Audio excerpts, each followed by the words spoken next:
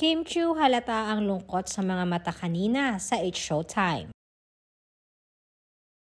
Nawinda nga ang Kim Pao fanatics kagabi nang lumabas ang balita dahil sa pag-iiba ng showing date ng movie nila Kim Chiu at Paolo Avellino na My Love Will Make You Disappear.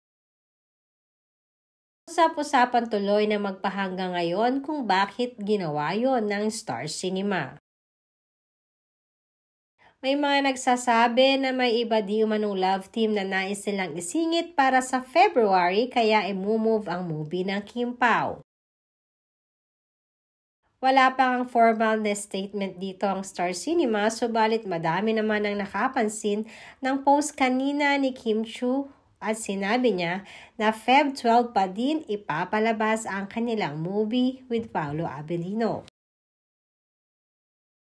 Kaya naman marami ang natuwa dahil ayon na rin sa aming source ay napakarami palang Kim Pao fanatics na mga OFW na nag-book na ng kanilang ticket para makauwi sa February at makapanood ng movie ng Kim Pao. Samantalang kanina naman sa It's Showtime ay napanood natin si Kim Chiu kasama ang buong co-host niya sa noontime show.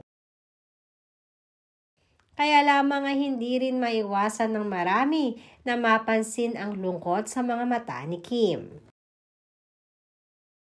Alam naman natin kung gaano ka-jolly at kaligalig itong si Kim Chiu sa bawat segment nila sa It's Showtime. Pero kanina di umano ay kapansin-pansin na may mga pagkakataon lalo na off-cam na halatang may bumabother sa itsura nito.